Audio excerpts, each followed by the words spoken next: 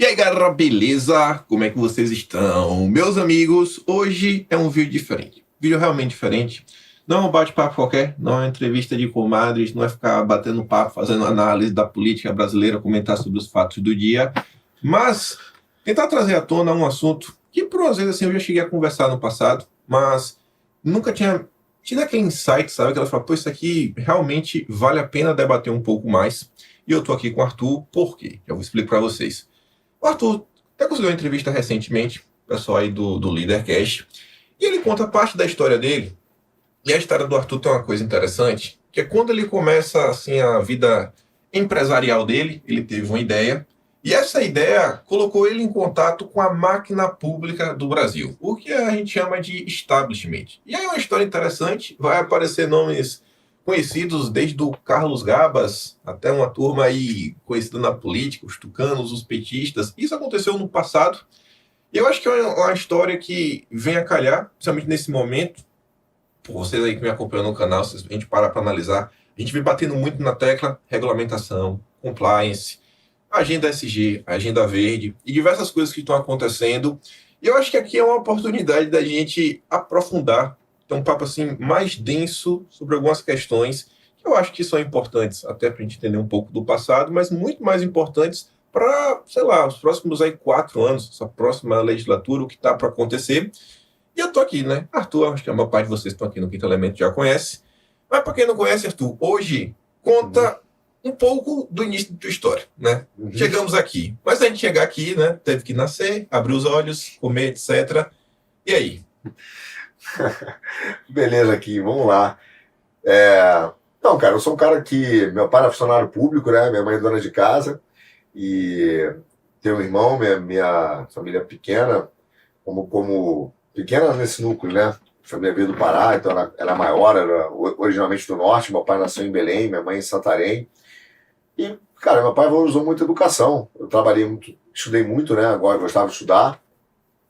Fui fazer engenharia mecânica, e dando um salto aí, fui fazer engenharia mecânica por causa, não foi por vocação, foi quase com uma necessidade, né? Ali o pessoal, contexto no Leadercast, naquela época entendia que eu precisava mais de dinheiro, né? Então fui para uma profissão que eu achava que eu ia ganhar mais dinheiro do que estar preocupado mais com empregabilidade ou qualquer outra coisa. E por um caminho muito doido, eu acabei parando no mercado financeiro, trabalhei no Opportunity. Saí, fui trabalhar numa corretora que era a corretora Ágora, e ali nessa época, enfim, antes de entrar na Ágora, eu já, ao mesmo tempo, já estudava muito engenharia, porque eu gostava de engenharia, né, mecânica, matemática, mas também continuei estudando filosofia. E fui lá responsável por um programa PET, que é o Programa de Estagiário e Trainee, que é até engraçado, porque hoje acho que não pode nem mais usar esse nome, porque tem um trocadilho do PET, que é o cachorrinho, né? Que é o animal de estimação, né? Então tinha um trocadilho do pet, que era o animalzinho de estimação, que era o estagiário. Não fui eu que dei esse nome, fique claro. Mas ali a gente, botei muita filosofia, né? Estudava filosofia para turma do mercado, e isso era uma novidade, então, porque me ajudou muito. E eu um dia, cara, fui para os Estados Unidos, numa feira mandada pela Ágora. A Ágora já era líder no mercado de home broker, né? Tecnologia. E aí eu percebi, a gente já tinha trazido plataformas de negociação para o Brasil, né, de bolsa e tal. Cara, eu percebi o seguinte, dentro da Ágora, que tinha um mercado enorme que já surgia desde a época de 90 nos Estados Unidos, já rolava na Europa e só não tinha chegado no Brasil, que era o mercado de negociação eletrônica, que é você mandar uma ordem em alta velocidade, né, pelo computador. A turma já usava o computador, mas não usava os algoritmos, que aqui no Brasil tinha um nome fofinho de robô.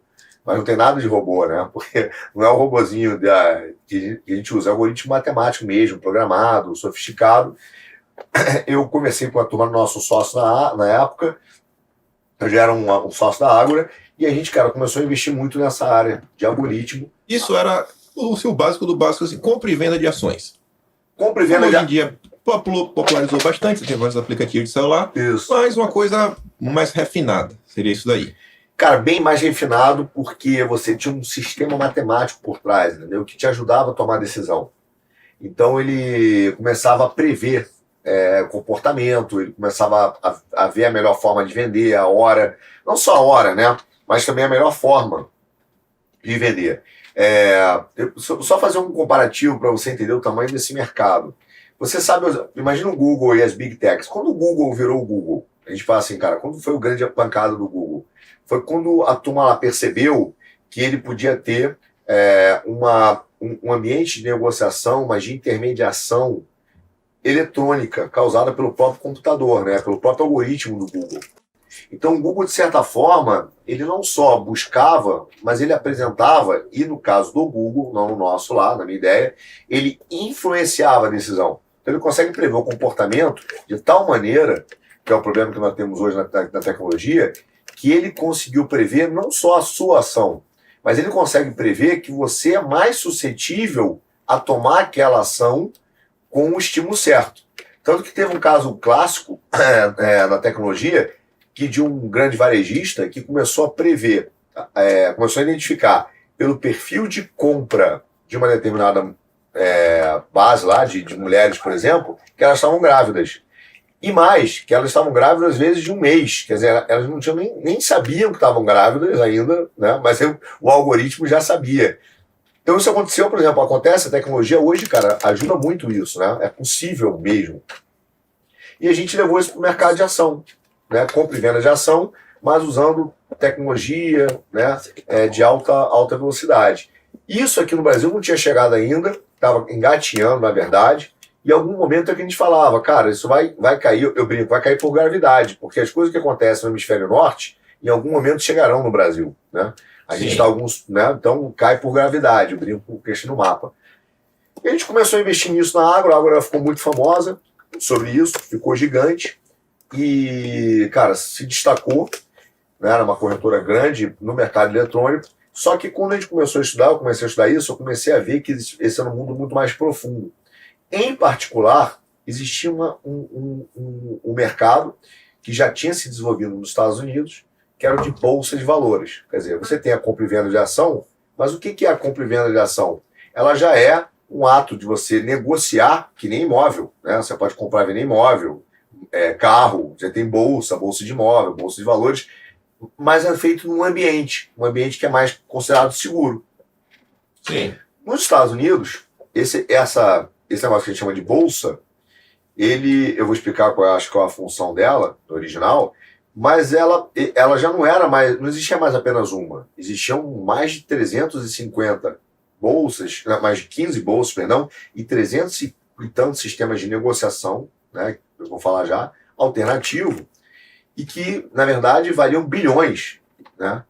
Para tentar trazer assim bem para a terra, um mercadinho mesmo, não mercadinho, né? Uma feira livre seria uma espécie de bolsa. Você vai lá, você leva o seu produto, né? Você monta sua barraquinha, você pode comprar e vender, e aí você vai ter desde a feirinha, sei lá, do interior até uma CEAGESP da vida. Exatamente. Onde você vai negociar valores menores, né? Quantidades maiores e menores. Tem gente que aceita cartão de crédito já, porque já tem a maquininha. Tem gente que só no dinheiro vivo.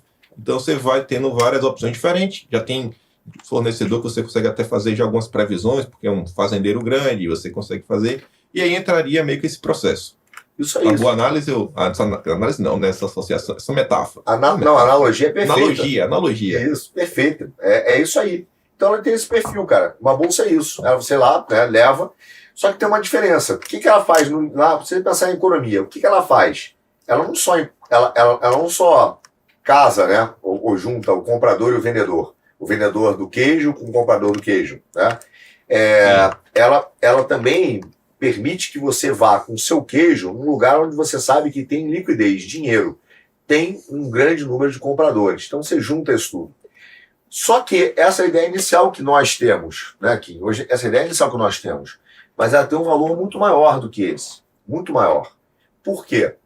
Ela não apenas junta, não é um ambiente ali que a gente fala, um ambiente legal, como começou até na Holanda, né, com a primeira bolsa do mundo falar, que é só juntar um galpão onde as pessoas compram e vendem as coisas.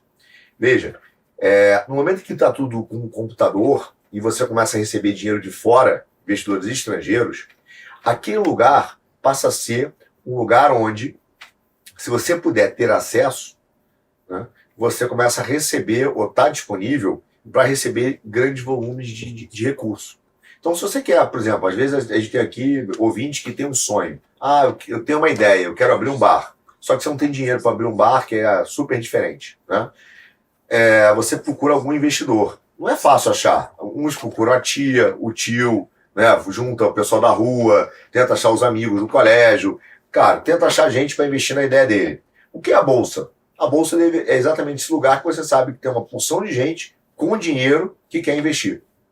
Aí você fala, pô, que legal, cara, eu vou levar lá a minha ideia. Só que quando você chega na porta do clube, tem um segurança gigante. O capataz fala, pô, cara, você não pode entrar na Feira Livre. Você tem alguns requisitos para entrar aqui. Aí você fala, pô, tudo que eu queria era entrar lá. Eu queria falar com aquele cara grandão, cara, que é cheio de dinheiro, né? Eu queria falar com aquele bancão, eu queria falar com aquele fundo estrangeiro, eu queria falar com aqueles caras, porque eu tenho uma ideia muito boa, né? Ou tenho já um bar muito bom e eu quero aumentar ele. Só que o capataz fala, não, você não vai entrar. Então, ou para você entrar, você tem que cumprir certos requisitos. A ideia é que esses requisitos fossem regulatórios, legislativos, né? Ou pelo menos fosse assim, ó, você tem que ter...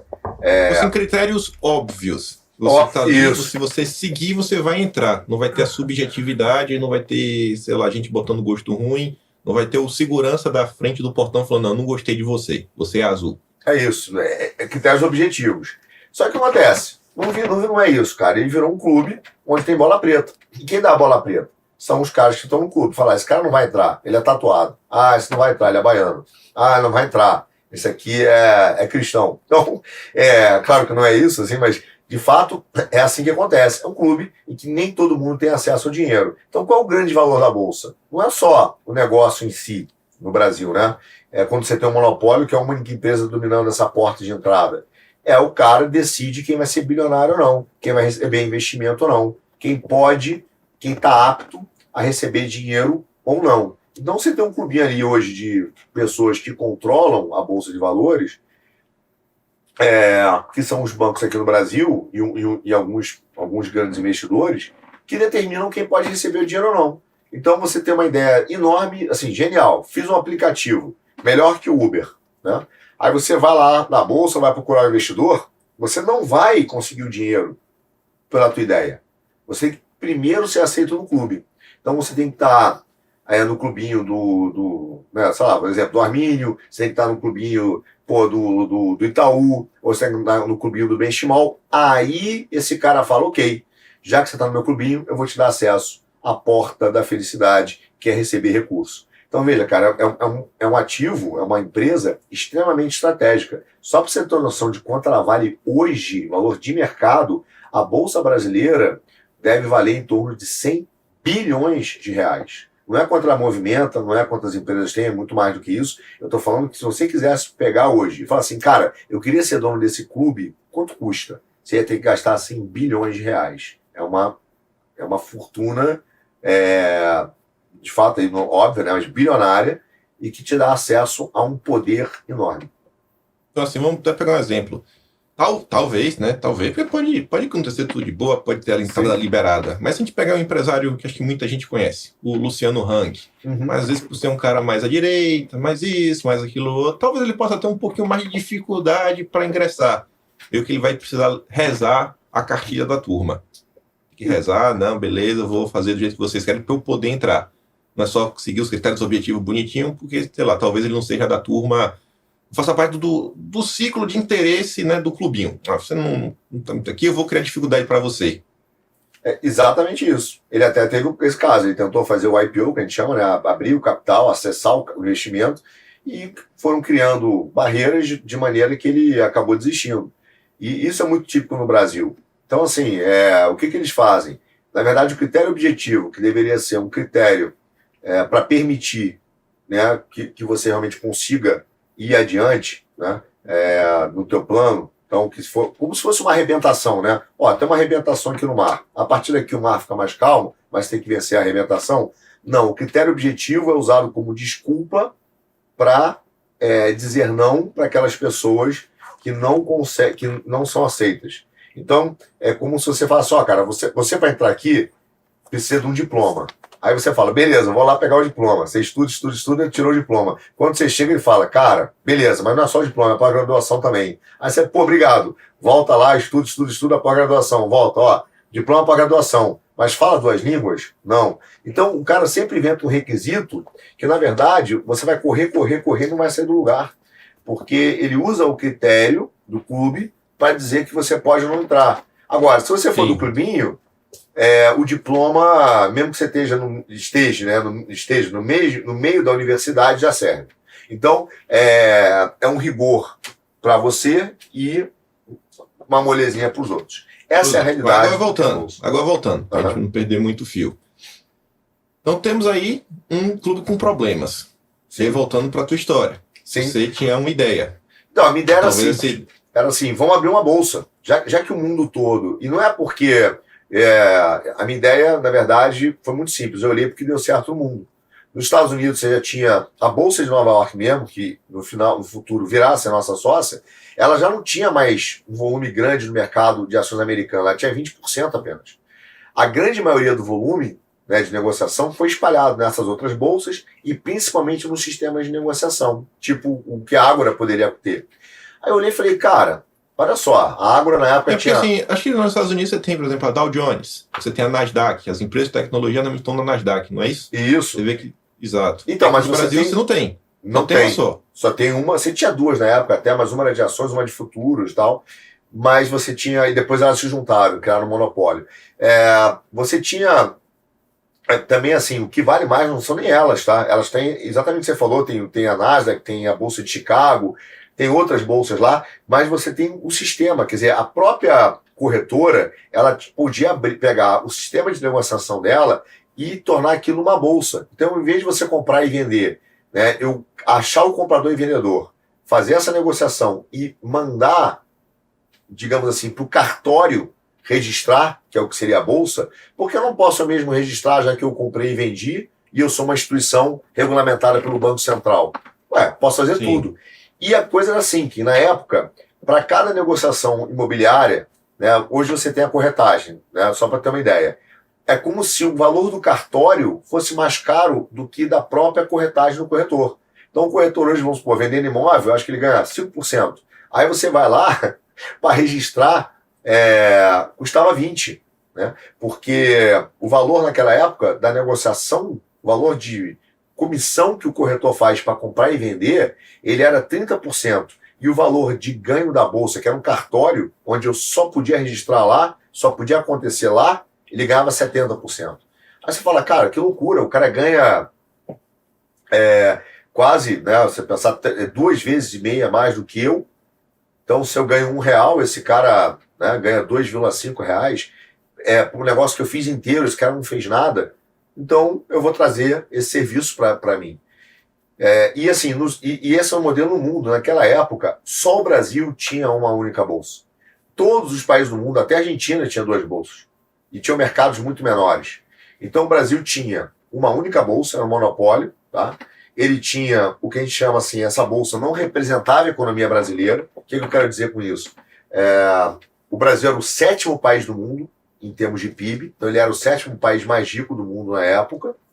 Tá? Ele tinha a 35ª, eu acho, bolsa. Então, veja, eu tenho um país que é 7º mais rico, mas em termos de negociação, representação do PIB, o que aquela bolsa significa para a economia, ele era o 35º país. Naquela época, acho que estava entre Vietnã, estava acima do Vietnã e abaixo do Paquistão, uma coisa assim, o Afeganistão, um número assustador. Aí você fala, cara, não é possível que o Brasil seja muito mais rico que o Vietnã e tenha uma bolsa pior que a do Vietnã. Né? Só que ela era extremamente lucrativa, era uma das mais lucrativas do mundo. Então você tinha uma bolsa, uma empresa, que estava prestando um serviço exclusivo para o Brasil, que é o 7º país mais rico do mundo, ela era a bolsa mais rica do mundo, e em termos de eficiência, ela estava em 35º. Você fala, cara, essa é a maior cafetina que eu conheço. Uma cafetina muito bem sucedida, né? Ela explora o mercado brasileiro, ela cobra caro e devolve pouco. Então você fala assim, cara, vou abrir uma bolsa. O Brasil precisa de uma bolsa. Aí você fala, aí muita gente falava assim, mas o Brasil precisa de uma bolsa, não é melhor esperar o mercado crescer? E aí, ao tentar responder essa pergunta, eu comecei a estudar o modelo da Bolsa e comecei a notar que ela não era mais uma empresa apenas, cara. Ela era uma empresa que fazia às vezes do Estado, tá? E pior do que isso, ela prejudicava o Brasil. Por quê? Qual é a ideia da Bolsa? A ideia é que ela está trazendo investimento estrangeiro para o Brasil, concorda? Entre outras coisas, ela está juntando investidores e espalhando esse dinheiro em várias empresas. Então você fala, cara, ela está ajudando o desenvolvimento do Brasil, porque se vem dinheiro estrangeiro para fora, entra no Brasil e investe nas empresas, cara, eu estou gerando emprego, eu estou gerando milionários, eu estou gerando prosperidade. Pô, legal. E às vezes um empreendedor, uma pessoa que tem um sonho de abrir um negócio não tem dinheiro, ele dá um jeito de chegar lá, como acontece nos Estados Unidos. Ele tem uma empresa média, ele quer crescer, ele tem acesso a esse dinheiro. Só que na Bolsa, esse botão é como se tivesse invertido. Então, ao invés dela despejar dinheiro no Brasil, ela sugava dinheiro do Brasil. Então, ela não era uma empresa desenvolvimentista, ela passou a uma empresa rentista. Por quê?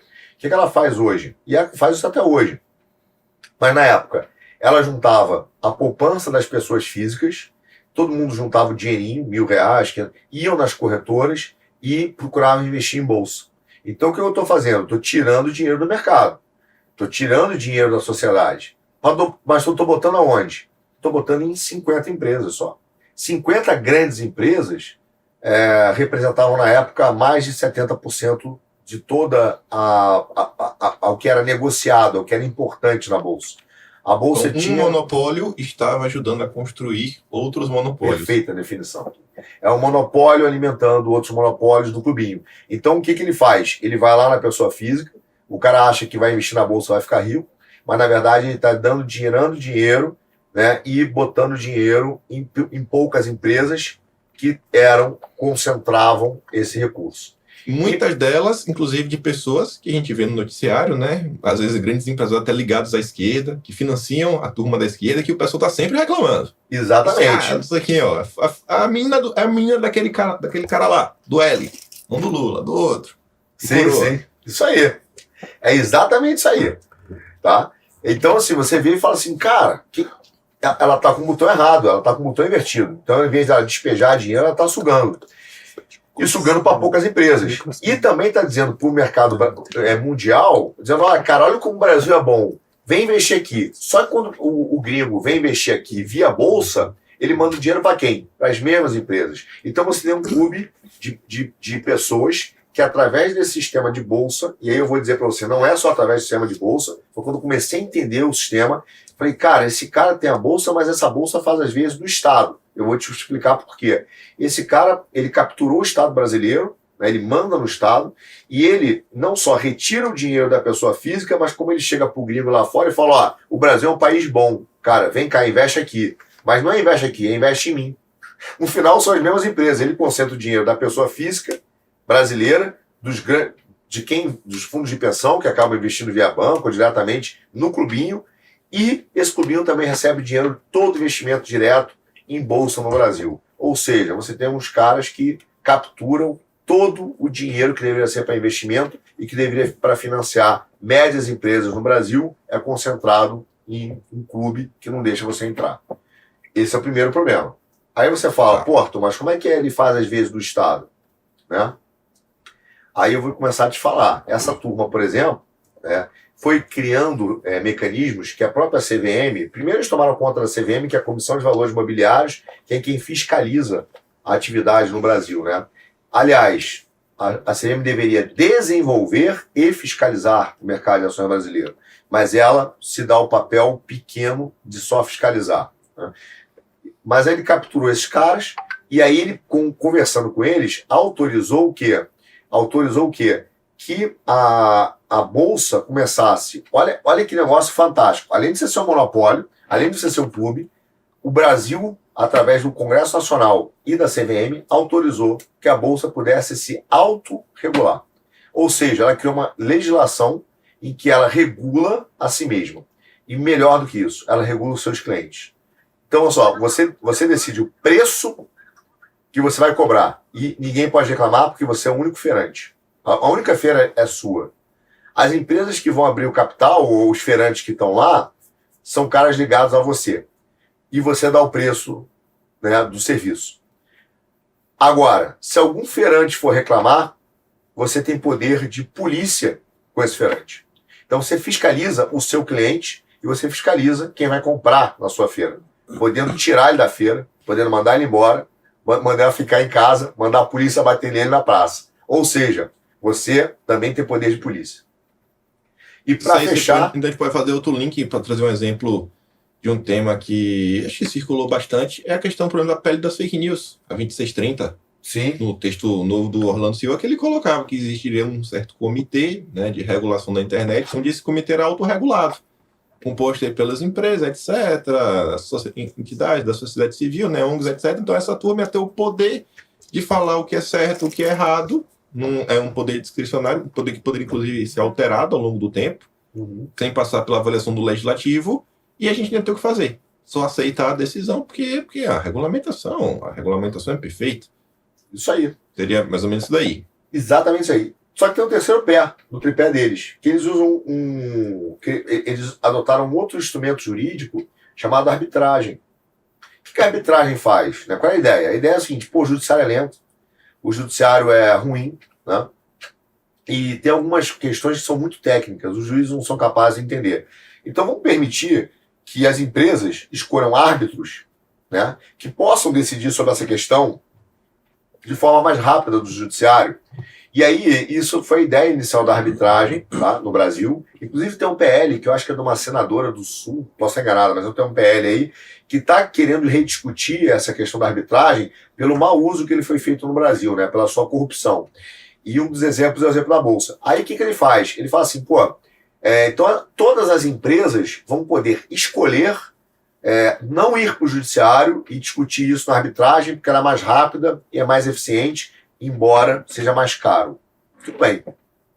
Essa foi uma ideia. O que a Bolsa faz? A Bolsa fala o seguinte, você quer ter acesso ao dinheiro do estrangeiro? A empresa, quero. Você quer fazer parte do meu clubinho? Quero.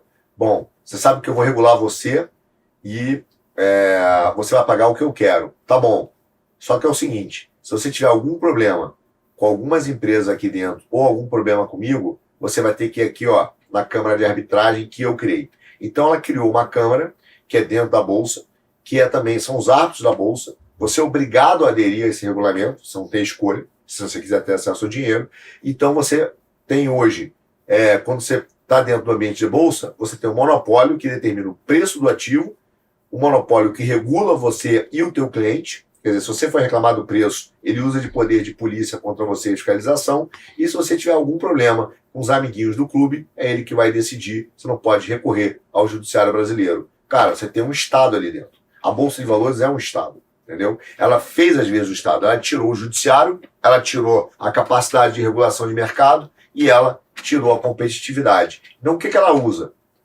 Ela usa do poder de polícia que ela tem e da influência que ela tem de autorregulação e da arbitragem para destruir a concorrência ou qualquer pessoa que queira, né, destruir o clubinho ou que queira, de fato, ali criar uma concorrência. Então ela tem o mercado na mão dela e ela é um agente independente dentro do Estado brasileiro. E aí, beleza. Então vamos voltar. Diante de todos os problemas, você achou que seria uma boa ideia, então, criar uma bolsa? Achei, e aí começaram vários problemas. Porra, aí começou aquela ideia boa que depois você vai entender o tamanho do problema que você se meteu, né? Cara, achei bom porque ela valia naquela época 50 bi. Aí eu falei, cara, se a gente, naquela época da Ágora, tem 10% do mercado, estou falando de 2007, certo? Se eu tenho 10% do mercado e eu tinha muito mais, pô, vale 5 bi. Se eu conseguir tirar o serviço da Bolsa e jogar para mim, né? Se ela vale 50 bi, eu tenho 10% do que ela faz, sou eu que entrego para ela, né? Entrego pronto, eu vou valer 5 bi. Né? Então, só para você ter noção, quando a Ágora foi vendida para o Bradesco em 2008, um ano depois, ela foi vendida por R$1 bilhão. Tá? Então, você está falando de um valor de 5 bi, cara, é muita grana. Falei, vamos fazer. Naquela época, o Bradesco comprou a Ágora, não se interessou em fazer. Eu, ingenuamente, achei que ele não tinha interesse, porque, enfim, era o Bradesco, era ineficiente, mas óbvio que não, ele já tinha a Bolsa e ele não queria abrir um outro clube, ele não queria dar a possibilidade de que outras empresas viessem para o Brasil. E aí, eu peguei esse modelo de negócio, peguei essa ideia, peguei o que a gente já tinha feito na Ágora, né? Não é uma ideia do zero, já era sócio, eu já tinha feito isso na Ágora no passado, já tinha pensado em muita coisa, entendido muito o mercado. Falei, cara, vou achar um sócio para isso. Comecei a procurar aqui no Brasil, rodei muito, várias portas fechadas, né? Achei um sócio estrangeiro, que foi apresentado por um amigo meu que era dono de uma corretora estrangeira. Esse cara me chamou em Nova York e falou, cara, eu tenho uma empresa no Brasil, ele faz um pedaço do serviço que você quer fazer, quero investir com você. Vem e você vai ser sócio aqui. Essa empresa chamava Marco Polo na época, não é empresa de ônibus, é o mesmo nome da empresa de ônibus, mas não é. Aí a gente falou, cara, fechado, vamos embora, mas esse é um dado importante para te contar uma história que lá na frente que eu esqueci de contar no Leadercast, que é muito engraçada, quando o sistema vem atacar você. Mas aí eu fui lá no Marco Polo, cara, fechei, fui embora, fui a Nova York, a Marco Polo tinha como sócio uma das empresas da Bolsa de Nova York, tinha a Goldman Sachs, que é um banco estrangeiro, tinha o IFC, que é o International Financial, não sei lá o que, do Banco Mundial, é o braço financeiro do Banco Mundial, o cara só tinha sócio barra pesada, né? E eu falei, cara, vamos embora, vamos aqui no Brasil. Começamos a montar a empresa, comecei a pegar o que ele precisava, vi o valor de investimento, falei, cara, eles tinham conhecimento, eles tinham uma base tecnológica muito boa para a época, falei, cara, vamos embora, dá para a gente fazer muita coisa. E comecei a estruturar esse plano. E ele era dividido em dois. Primeiro a gente tinha que lançar, para você entender um pouco, o que eles tinham? Eles tinham, fazendo uma analogia, o cabo na net. Sabe a net? Ele tinha o cabo na net, já cabeado, funcionava bem. Cara, naquela época o cabo era excelente e funcionava muito bem.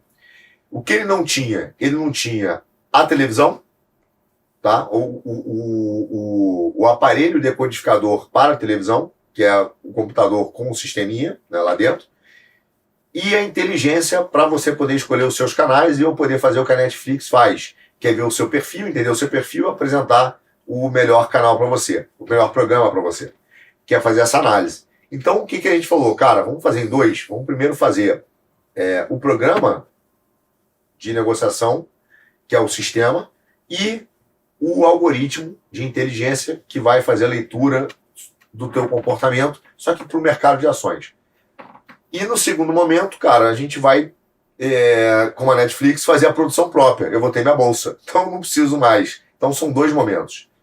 Cara, fui aos Estados Unidos, conversei com eles falaram, cara, a ideia, vamos fazer, é genial, mas a gente precisa de mais dinheiro e precisamos ter mais sócio que não só Marco Polo. Precisamos ter um sócio financeiro da operação que não é só aqui de dinheiro, é um cara que entenda do mercado de ações, né?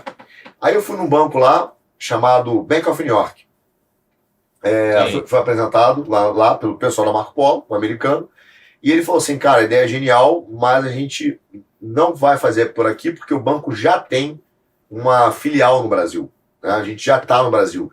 E como todo estrangeiro faz, o que ele fala? Ele fala o seguinte, se eu quero fazer um negócio, ou tenho interesse em achar um sócio para você disso, você tem que tratar primeiro com a filial. Isso acontece com vários bancos estrangeiros, é um procedimento normal. Falei, fechado, vou lá no Brasil. Em paralelo, a gente já estava rodando esse sistema, já estava rodando os cabos, né? Já tinha muita corretora ligada nesse sistema de negociação, só que eu levava para a Bolsa. Também marquei uma reunião na época, um pouco mais para frente, com o Itaú, o Banco Itaú. E a gente, cara, foi tocando, enfim, foi conversando sobre investimento. Qual foi o meu primeiro aviso? Eu conto isso no Leadercast. No Banco Itaú, cara, no meio da reunião, que a gente começou a contar quais eram nossas ideias, o cara levantou e falou assim, cara, acabou a reunião aqui, vai embora. Acabou a reunião. Mas foi grosseiro, o cara interrompeu na hora a reunião. Falou, não quero mais ouvir você. E se eu fosse você, eu desistia dessa ideia de bolsa. Falei, cara, mas é um negócio fantástico. A bolsa é ineficiente, é cara, é ruim, é um monopólio. Eu falei, cara, não faz sentido. Olha o nível da minha ingenuidade daqui. Nesse ponto eu tenho algumas palavras que eu realmente admito que fui ingênuo. Falei, cara, como é que um banco vai ser contra a concorrência? Pô, vocês são liberais, né, cara? A ideia de que liberal gosta de concorrência é uma das maiores mentiras do mundo. Itaú! Não vou nem falar mais. Tinha que ser o Itaú, mas beleza. E a ideia que ele gosta de concorrência e tal. Não, o cara tava defendendo o monopólio, cara. Não, você não deixa lá, não mexe nisso. E foi uma reunião muito ruim, foi interrompida no meio, o cara falou, vai embora, quase fomos expulsos do Itaú. Acho que se a gente não fosse voluntariamente, a gente chamava o segurança e mandava a gente para fora na base do cacete mesmo. Tudo bem, na época eu falei para os meus sócios que eu tinha lá, eu falei, ó, cara, ruim a reunião, muito ruim. Mas eu achei assim, cara, estamos mexendo com gente muito grande. Isso significa que a oportunidade é gigante, né?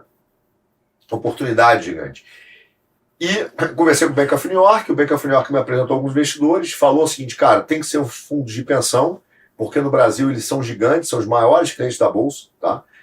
Tem uma custódia, que é onde quando você bota suas ações em algum lugar você tem que guardar, né? Assim, mesmo que eletronicamente, ela cobrava na Bolsa, falou, cara, esses caras são os caras, e na época o nosso sócio estrangeiro concordou, e a gente falou, ok, cara, apresenta aí, fizemos o procedimento normal de investimento, e a gente recebeu na época um primeiro investimento no fundo de pensão, que foi o Postales, que comprou 25% do negócio. Investiu, né? 25% do negócio. Sim. Para quem não sabe, só para explicar, é um fundo de pensão, onde se coloca o dinheirinho da galera que vai se aposentar, para ficar ali meio que rendendo, né? Em cima, sei lá, da inflação, etc. Quando vai se aposentar, o cara tem o dinheiro. Então tem alguém ali que é responsável por fazer investimentos, em tese, seguros, investimentos rentáveis. O dinheiro da galera que vai se aposentar continuar crescendo. Isso. E interessante o seguinte, que um parênteses aqui na nossa história, só para entender, por exemplo, sabe qual os maiores investidores do mundo, cara? São os fundos de pensão americano. Inclusive o fundo de pensão americano, 2 professores. E é um dos caras que mais toma risco no mercado, no mundo, investe em grandes empresas, é dono de grandes empresas, né? Então, a ideia de que o fundo de pensão é uma empresa ali que tem que ficar só no título do governo, quietinho, que é o dinheiro da avó, é uma falácia que a gente criou aqui no Brasil, tá? É uma imagem que é para quem? Para o clubinho ficar tomando conta desse dinheiro, para não chegar em outros lugares, né? Então, eles querem canalizar, da mesma forma que canalizam, como eu falei, o investimento para as empresas dele, eles canalizam o investimento de todos os fundos de pensão para os negócios deles. No mundo, sim, cara, os fundos de pensão são enormes investidores, inclusive aqui no Brasil, tá? Inclusive no Brasil, você tem inúmero casos com os fundos de pensão dos Estados Unidos, os professores, os fundos de pensão canadense, cara, que são enormes aqui no Brasil, comprando investimentos de altíssimo risco. Mas, enfim, europeus também, tá? Mas, enfim, seguindo a nossa caminhada, cara, fui lá, falei, pô, beleza, recebemos investimento Postales, começamos a tocar nosso negócio. E a gente começou a preparar o nosso modelo de negociação. A gente já vinha com expertise, né, com o nosso conhecimento da agro, não foi do zero. Rapidamente a gente começou a impactar o mercado com as nossas ideias, com o nosso sistema. Ele começou a funcionar muito melhor do que o dos outros e começou a dar muito certo. Em menos de um ano, isso foi em 2010, já em 2011, a gente foi procurado pela empresa de tecnologia da Bolsa de Nova York, que tinha dificuldade, olha que loucura, você vê o valor que a gente criou, cara, que tinha dificuldade de mandar, de ter um pé no Brasil, porque ele não conseguia resolver problemas tecnológicos aqui.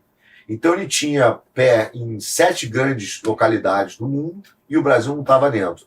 E a gente conseguiu resolver os problemas de tecnologia deles e a gente, cara, foi o único parceiro que eles tiveram no mundo, tá? Que desses 7, que todos os 7 pontos que eu te falei eram proprietários, eram deles, nós éramos o único ali que era uma parceria independente, né? Então ele tinha utilizava a nossa rede, o nosso sistema para poder chegar no Brasil. Isso foi uma novidade enorme, saiu até no Valor Econômico, isso é uma matéria grande. A Nice Technology anunciou, o presidente da Bolsa lá fez questão de falar, foi um evento muito importante, 1 ano e meio de empresa. Então, é claro que a gente não tinha só 1 ano e meio, tinha toda uma experiência de mercado, de estudo, né, da gente sobre isso. Mas na nossa empresa, com esse investimento, foi muito rápido e também teve apoio do pessoal dos Estados Unidos. Lembrando que é um dado importante que é esquecido, é omitido na nossa história. Mas, enfim, seguimos caminhando. E aí, veio, nessa conversa com o pessoal da Bolsa, lá de lá, eu comecei a perguntar sobre umas plataformas, sobre um sistema de negociação específico. Aí o cara falou assim, cara, mas por que você está perguntando sobre isso? Eu falei, porque o nosso sonho é abrir uma bolsa. Pô, o cara caiu da cadeira. O cara falou assim, como assim abrir uma bolsa? Eu falei, cara, a gente quer abrir uma bolsa no Brasil. Aí ele falou, você sabe que a gente acabou de vender o sistema de negociação, acho que para a Bolsa do Peru aqui, ganhamos a licitação. Lá a gente, cara, é o sistema e a gente não consegue entrar na Bolsa do Brasil porque era um clubinho. Eu falei, não diga, eu tô sabendo, mas o nosso sonho é esse. E a gente tem um business plan, que é um modelo de negócio. Fui chamado a Nova York, cara, fui recebido pelo presidente, na época não foi pelo presidente ainda, mas pelos diretores da Bolsa lá, apresentamos, cara, foi o que a gente queria comprar, os caras ficaram loucos, queriam ser sócios, montamos um projeto e a grande preocupação da Bolsa Americana e dos nossos investidores americanos era o seguinte, pô, cara, e a regulação? Aí eu falei, por quê? Ele falou, cara, há anos o Brasil, a CVM, enrola a gente com regulação. Ele fala que quer em competição, que quer a gente no Brasil, mas a regulação nunca permitiu de verdade. Eu falei, cara, vamos resolver isso. Fui na CVM, apresentei o projeto, a gente chamou de Projeto Zico, né? E por causa de que um dos caras, que era o Martin Koopman, ele era da Nova Zelândia, morava nos Estados Unidos, mas ele era fãzaço do Zico, e ele falou, cara, eu adoro o Brasil, adoro o Zico, para mim foi o melhor jogador e tal. Vamos chamar de Projeto Zico, é um sonho dele, né? Aí a gente falou, beleza, apresentei o projeto da CVM, né? Achei que, cara, a gente estava fazendo um golaço. Falei, cara, a CVM vai abraçar isso aqui. Tinha algumas mudanças regulatórias importantes a fazer, porque a Bolsa e a CVM, espertamente, né? Eles fazem isso. Quando ele lança, ele teve uma época no Brasil que ele teve que mudar o sistema regulatório brasileiro. Quando ele muda para que a Bolsa pudesse fazer algumas coisas, ele abriu uma porta para concorrência. O que eles fazem? Eles alteram para que eles possam entrar, mas eles já botam o cadeado para que alguém entre, né? Então, na verdade, se você pensar, os grandes monopólios brasileiros, eles são feitos via Congresso Nacional e via agência de autarquia. Então, é feito para que exista só um.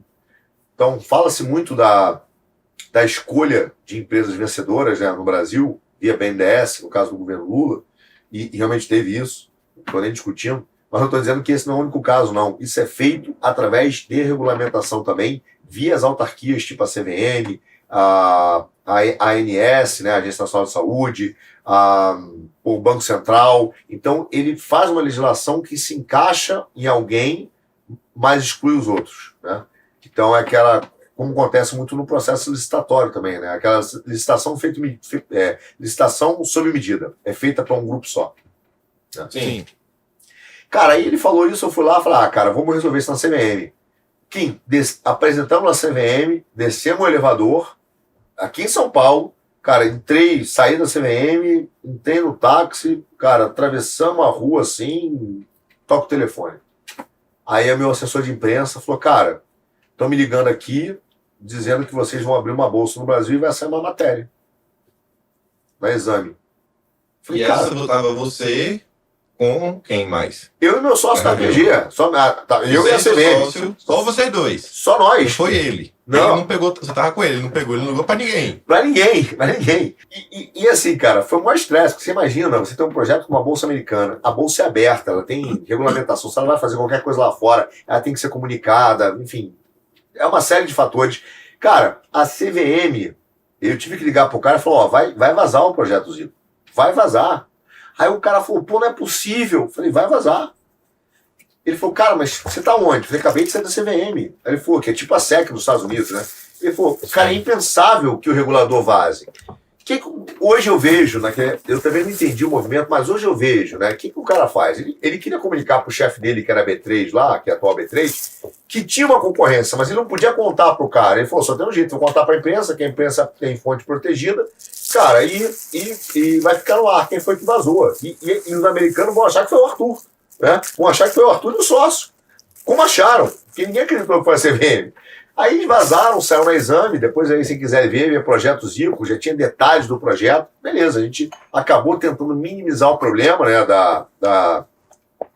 do vazamento, mas seguimos com o projeto. A partir desse dia a Bolsa virou nossa inimiga, cara, e começou a chamar mesmo. Naquela época era o Edemir, o presidente da Bolsa, deu várias entrevistas, me chamou na Bolsa aqui algumas vezes, eu visitei os caras, falou que a gente ia ter problema, falou que o caixa deles era de, sei lá, na época, R$1 bilhão de caixa, e que se ele tivesse que gastar R$1 bilhão para quebrar a gente, ele ia quebrar.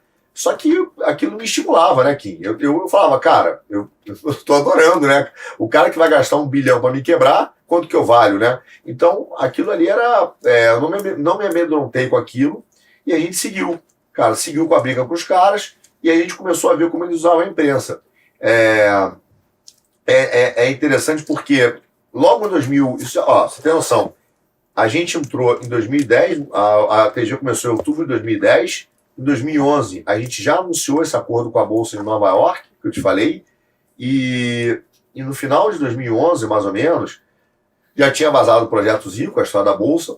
Quer dizer, em 1 ano e meio de empresa, a gente já estava, cara, super conhecido no mercado, já estava indo bem demais.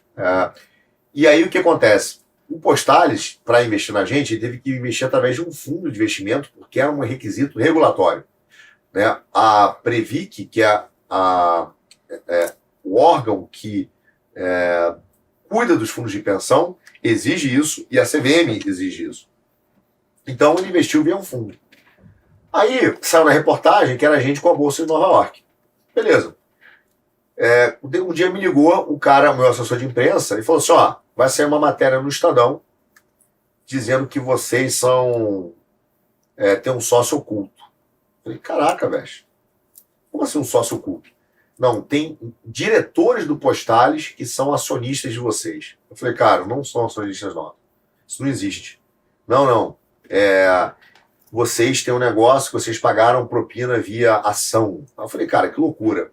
Na época eu ficava no Rio, peguei um avião, vim pra cá, tinha uma reunião com ele aqui no antigo Otávio Café, que fechou aqui na Faria Lima. Sentamos lá, o Davi alguma coisa lá do Estadão, sentei com ele. Cara, aí ele falou assim, recebi esse material aqui, e era um material bem bobo, porque era o quê? Era uma ata que estava no cartório, pública, imagina, sócio oculto com a ata no cartório público, dizendo que 3 diretores do Postales tinham ação, eram acionistas da ATG, que é o nome da minha empresa. De fato eram. Por quê? Porque como eles estavam no conselho lá do fundo que eu te falei, a legislação exigia que, para ser membro do conselho de administração, cada membro tinha que ter uma ação, pelo menos uma ação. E o fundo cedeu em caráter fiduciário, ou seja, de empréstimo, de confiança, não de propriedade, emprestou para que pudesse cumprir esse requisito legal. Só para sentar no conselho. Só para sentar no conselho. Sentar no conselho. Entendeu? Aí o cara falou, só para sentar no conselho, e depois essa legislação mudou, mas na época tinha.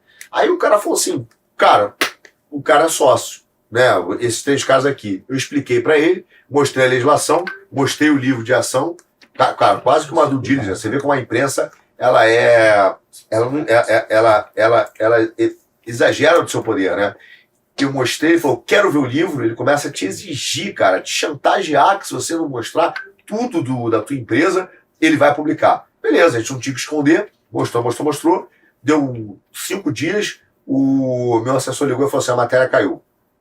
Beleza, a matéria caiu, excelente, continuamos.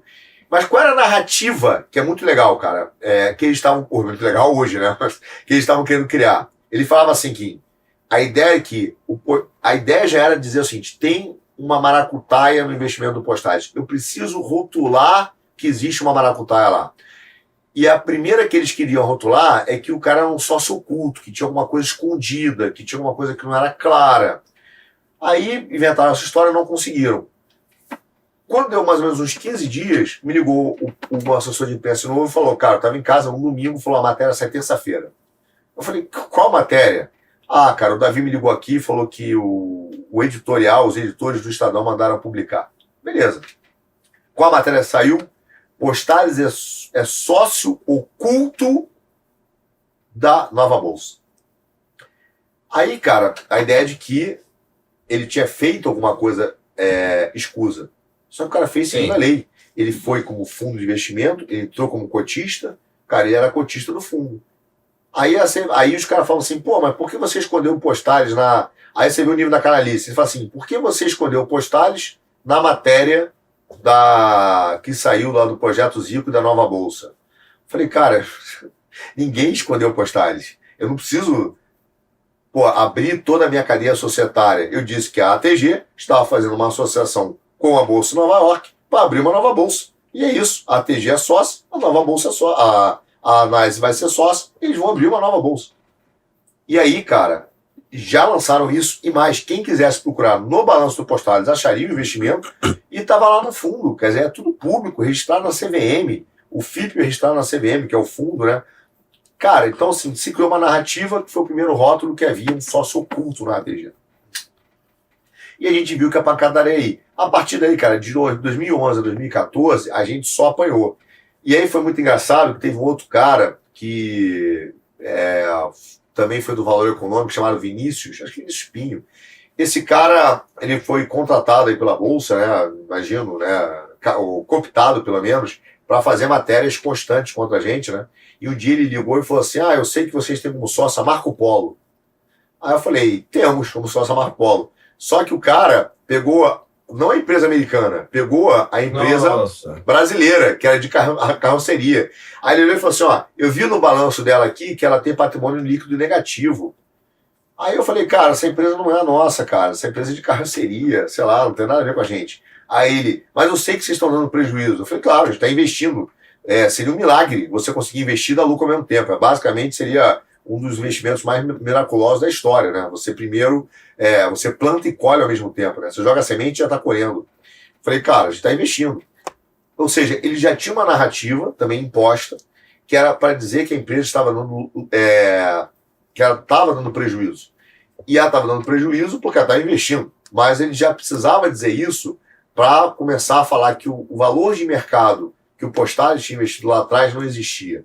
Então, veja, em momento algum, cara, isso é muito importante para a gente, para te contando isso, porque primeiro eles decidiram o que iam falar. Eles decidiram que era importante falar que existia um sócio oculto, eles decidiram que era importante falar que a empresa era negativa, né, estava prejuízo naquele momento, para poder dizer que o valor de mercado era incorreto, para dar uma ideia de fraude. Aí, a partir dessa narrativa, ele começa de trás para frente a tentar achar e procurar evidências que comprovem os fatos. Isso daí a gente vê recentemente, né? Com a tese dos empresários golpistas, Isso aí. A gloriosa matéria do Felipe Moura Brasil, blogueiros de crachá, o radar ideológico, ano passado na Veja, isso é envolvendo, sei lá, a direita de 2018 para cá. Isso mesmo. Naquelas matérias para servir de base, inclusive até para movimentações políticas e jurídicas. Isso mesmo. Só que começou, cara. Começou em 2011, 2014. A gente foi segurando lá o rojão. A bolsa era uma bolsa tucana. Quem era o presidente do conselho de administração na época? Era o Armínio Fraga, presidente do conselho. O Edemir. Olha o Armínio Fraga. Ele aí. Olha ele. O Pedro Parente estava acho que na bolsa também, estava saindo, mas o Pedro Parente, tucano, governo anterior, FHC. Você tinha um advogado famoso, eu esqueci o nome dele, que acompanhou a Bolsa, estava lá também. Então você tinha essa turminha lá, cara, que era do Conselho de Administração da Bolsa e que dominava a Bolsa de Valores, né? E o Edemir era o presidente. Só que eu fui enfrentando, eu falava assim, cara, esse é o lado tucano da história, vamos enfrentando os caras. Para você entender o tamanho do problema, da briga, é o seguinte, o que os caras fizeram com a gente? Eles falaram, vamos deixar o regulatório sangrar o Arthur. Não vamos enfrentar o cara no campo de jogo. Vamos usar a legislação, né? Então, como ele tinha CVM, eu precisava... eu vou fazer um salto aqui, vou entrar em todos os detalhezinhos, tá? Vou fazer uma síntese. Mas eles foram nos levando a um ponto que eu precisava de duas regulamentações. Uma da CVM e do Banco Central. Então, é como se eu precisasse de uma carteira de identidade, tá? E precisasse da CNH. E aí o que ele fazia? Para eu tirar a CNH, eu tinha que ter a identidade, para tirar a identidade, eu tinha que ter a CNH. Então existia uma referência circular na legislação. E eles ficavam brincando comigo. Cara, vai no guichê, no outro guichê. Eu ia no outro guichê, preencher a documentação e falar, mas já tem o carimbo da CVM? Eu falo, não, cara, porque ele falou que precisa do seu. Pede o dele primeiro. Eu fiquei nesse ping-pong regulatório muito tempo. Aí a CVM disse uma vez pra mim, cara, que foi uma tremenda cilada, o seu Otávio Asbeck chegou numa reunião pra mim e falou assim, cara, eu tô dando nomes para as pessoas saberem quem são, depois se o cara quiser judicialmente me encher a paciência, ele é bem-vindo. Mas assim, ele entrou lá e falou assim, numa reunião, ele era presidente da CVM na época, falou assim, cara, o presidente Cício, sei lá, falou, entra com a documentação toda que eu vou te dar uma aprovação condicional, beleza? Porque eu digo, já tem um condicional lá, me dá um condicional aqui e eu vou resolvendo e saio com os meus carimbos. Aí o cara, eu fiz tudo, entrei e depois ele mudou a história, né? Eu fiquei com o processo em aberto e olha como eles são canalhas.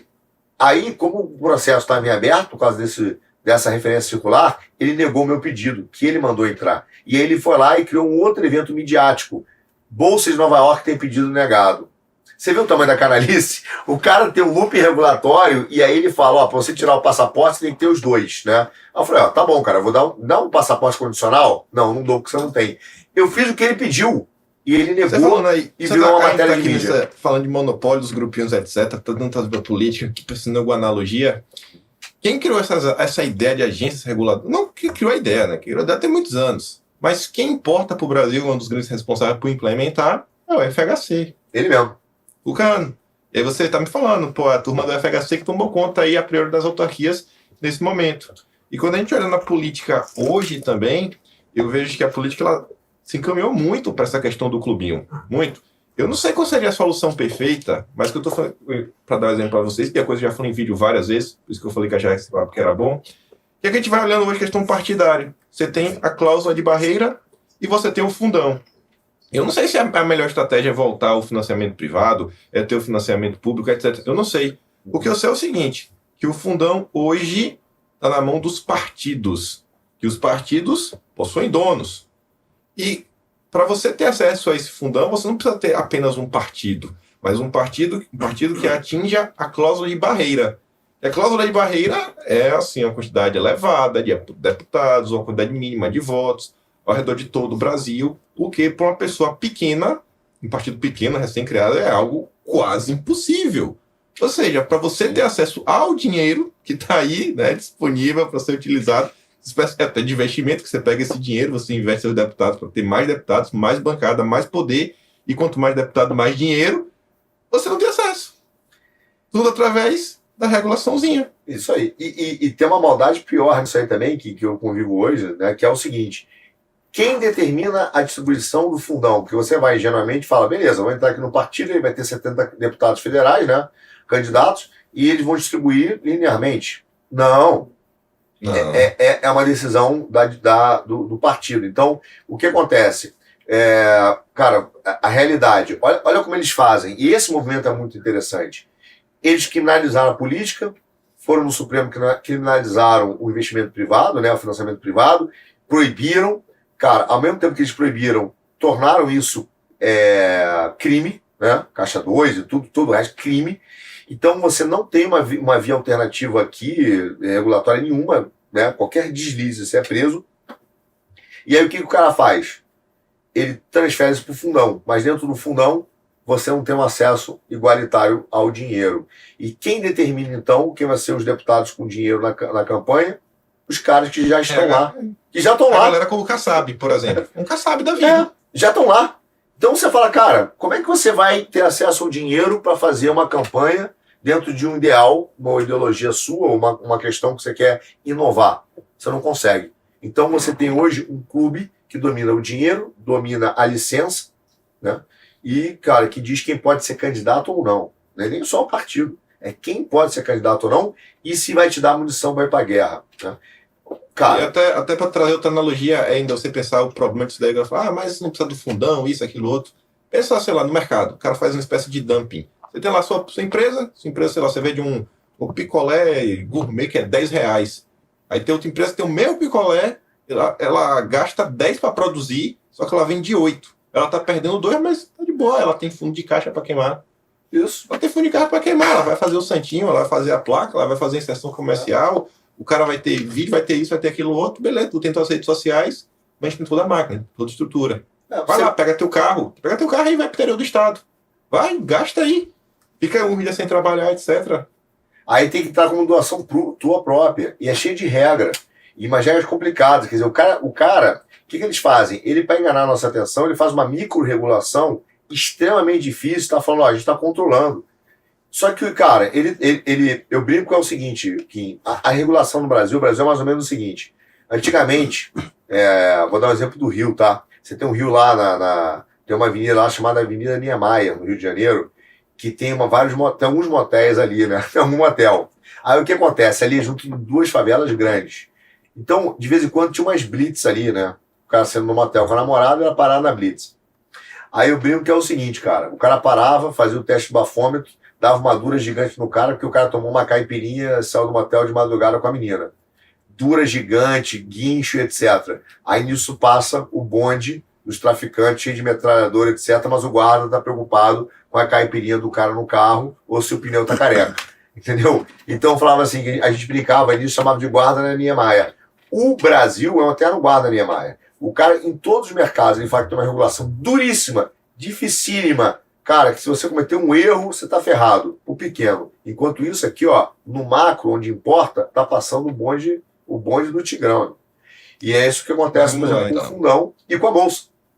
Então, veja, aí eu vou dar um parâmetro histórico, só para você ver o quanto esse negócio é dominado.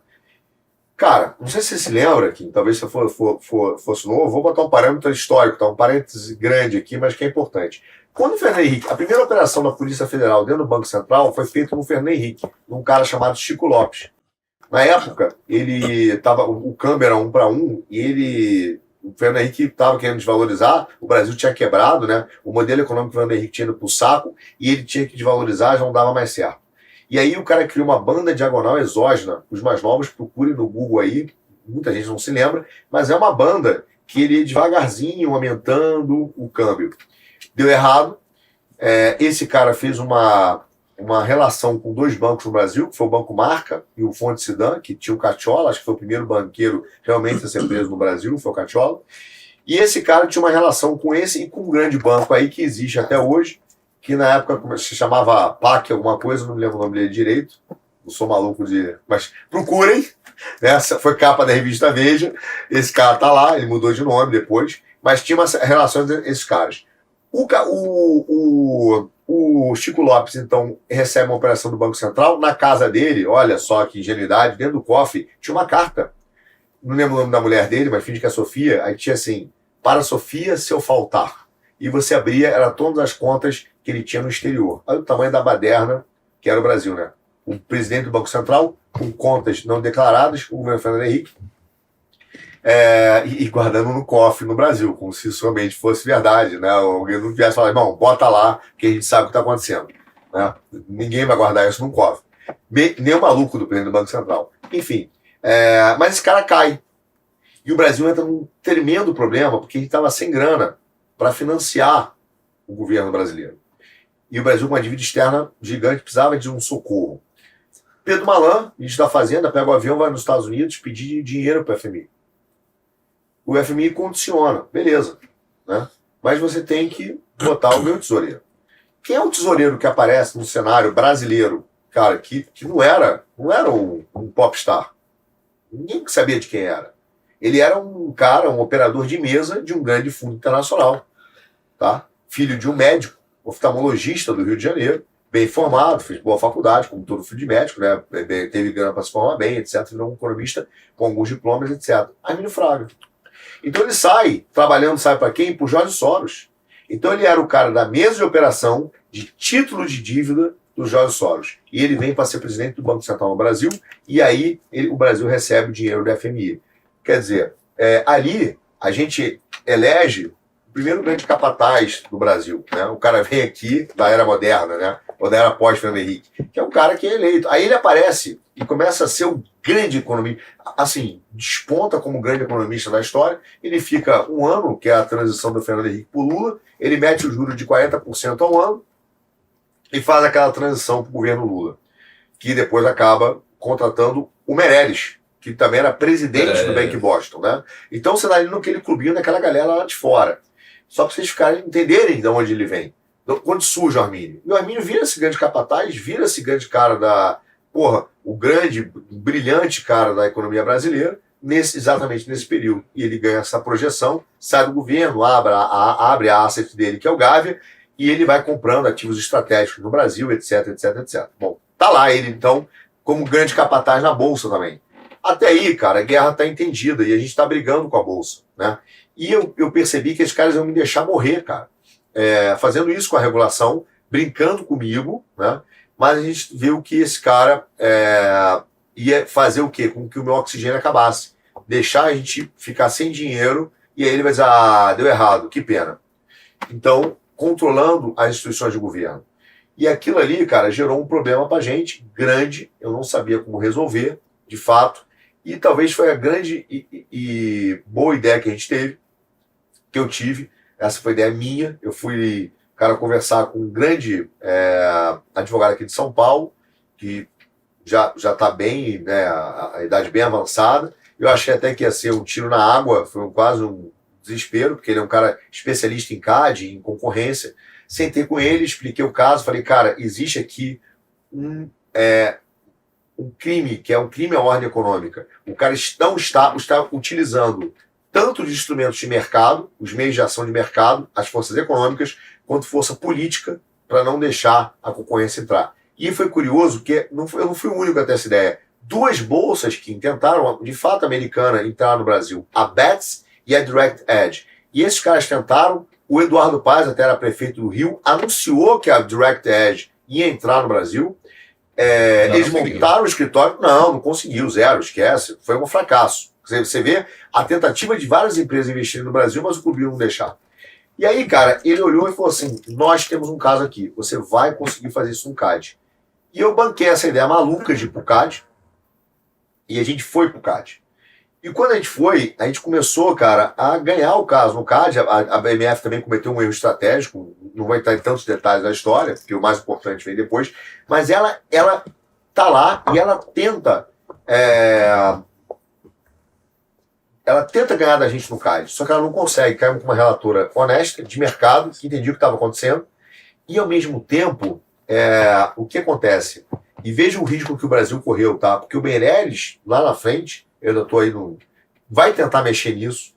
O CAD hoje, ele é metade do Ministério da Justiça e 60% Justiça, 40% Economia. E o Meirelles tentou jogar o CAD para dentro da economia, né? O Meirelles, quando se chama o impeachment na Dilma, ele faz um grande quizar, ele mete a mão, ele acaba com o Ministério do Planejamento, com essa ideia de Estado mínimo, de poucos ministérios, e ele faz uma concentração de poder tamanho no Ministério da Economia, que basicamente o cara manda na CVM, na Previc, só não manda no CAD, mas tentou roubar na mão grande. Então ele tentou CAD, ali, cara... para quem não sabe, é uma espécie de tribunal, é como se fosse uma Suprema Corte Econômica, mas focado na questão concorrencial. Isso, defesa econômica. E aí, a gente começou a ganhar no CAD. Quem era o diretor na época da Bovespa, da B3? Só para você saber, o diretor financeiro. Era um cara chamado Eduardo Guardia, que infelizmente, lamentavelmente, faleceu, né? Apesar de todo o mal que ele me fez, não é uma coisa que eu desejaria a ele, e peço aí minha solidariedade e que Deus dê conforto à família. Mas ele faleceu, mas esse cara é o diretor financeiro da Bolsa na época. Guarde esse nome, que ele é muito importante para a nossa história. E ele tá lá, ele assina inclusive a defesa que a gente vai apresentar ao CAD, que a B13 apresentar ao CAD, e a gente vai ganhando, cara, vai ganhando. E é o seguinte, cada vez que ia anunciando alguma vitória nossa no CAD, um relatório parcial, a bolsa caía assim, 10%. E ela perder 10%, ela perdia 4 bilhões no dia. 4 bilhões, né? Então eu falava, cara, se ela tá perdendo 4 bilhões, 2 bilhões no dia, quanto que vale minha empresa? Só eu anunciar que estou chegando, ela perdeu 4 bi, valeu uma fortuna, né? Muito mais do que valia na época. Evidentemente, é uma sinalização clara disso. E a gente foi ganhando. Aí estamos no CAD, estamos lá. Minha briga é, nesse momento, que eu falo Teatro das Tesouras na prática, né? Para quem entende o que eu estou falando, são dois sistemas, né? Só que o mesmo sistema pelos dois partidos diferentes.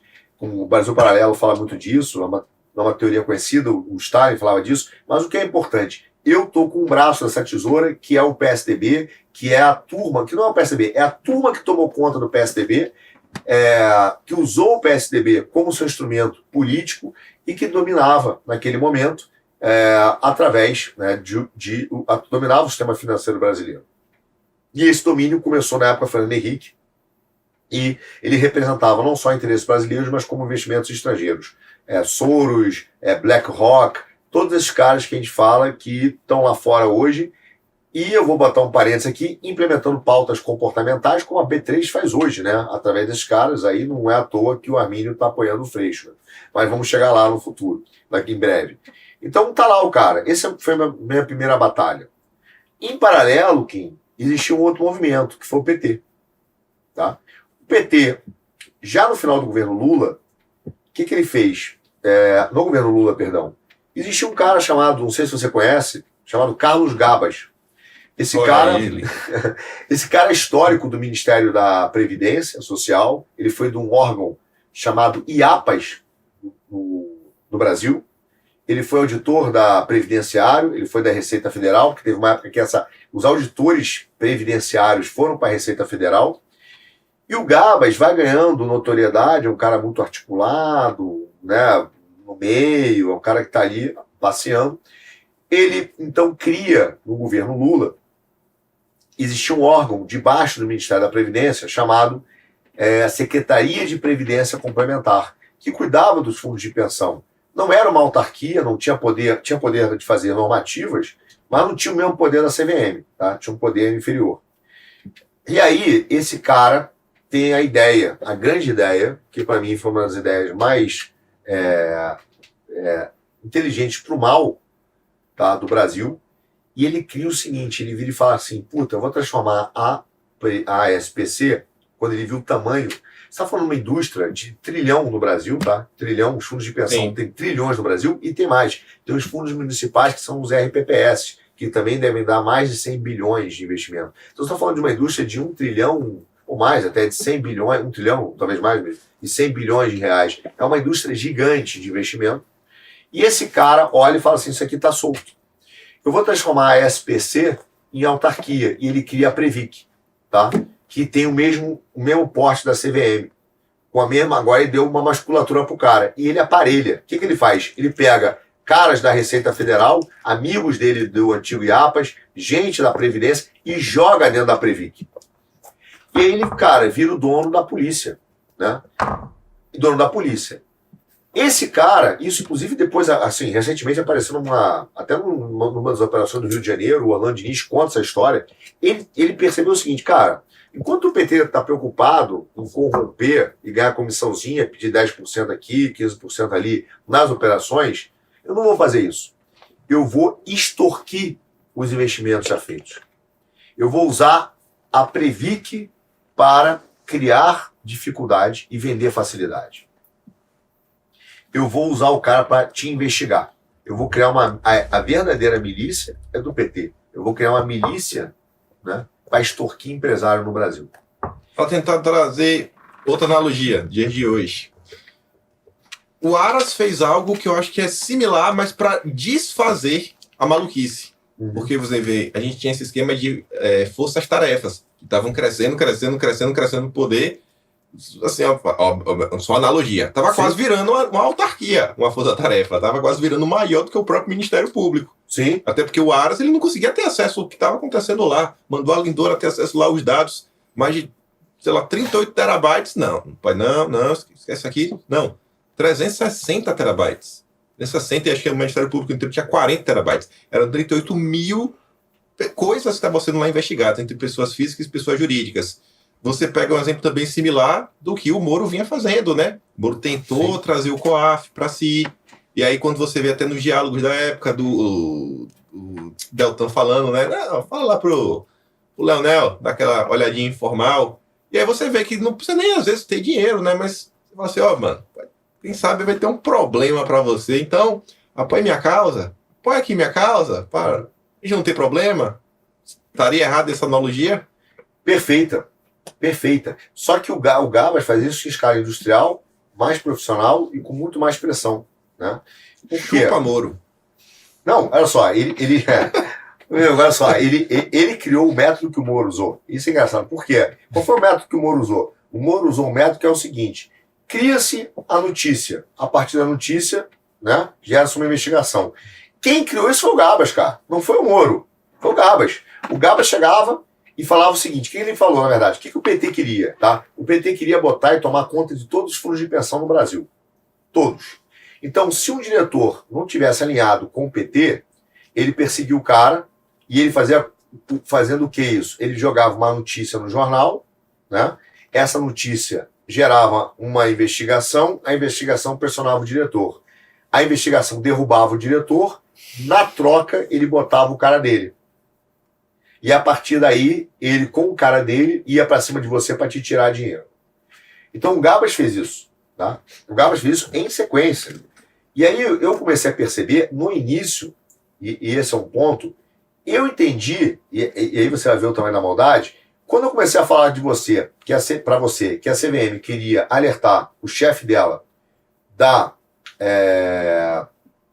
história da Bolsa, da Bolsa, ela não queria só alertar a Bolsa, tá? Ela queria alertar também a Previc, do outro lado, que tinha um empresário que tinha recebido investimento de fundo de pensão e que a autarquia tinha que ir lá, e que aquele negócio tinha a Bolsa de Nova York, e que tinha grana ali, que tinha gringo, né? Vamos assaltar o gringo?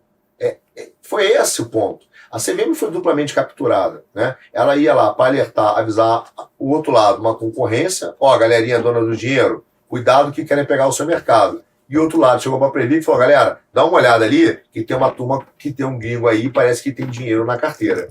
E aí, você viu o nível do assalto que esses caras fizeram. Aí, a Previc, então, cara, por isso que vem aquela narrativa de que a empresa é negativa, vale pouco, para começar já a dar uma ideia de fraude, né? Esse papo, cara, nasce em 2012, 2014. Aí, eles começam com esse negócio, a Previc vai lá e começa a querer o quê? A tirar os diretores do Postales. Até aí, não é problema meu, cara, não tenho nenhuma relação com os caras, pode tirar quem quiser. Só que o que acontece? Os caras vêm e falam assim, cara, a minha carteira não é ruim, a minha carteira é boa. Eu tenho aqui um investimento que tem a Bolsa de Nova York.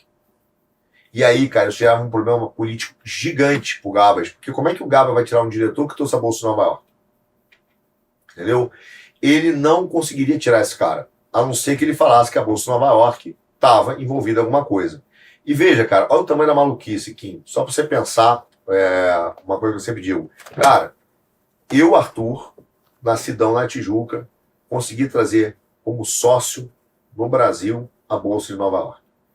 Qualquer outro país do mundo que não fosse tão tomado, capturado como o Brasil, pô, cara, hoje eu ia ser tão aplaudido quanto eu acho que o Elon Musk, né? Pô, cara, dizer, cara, que empreendedor, o cara trouxe para o Brasil a Bolsa de Nova York.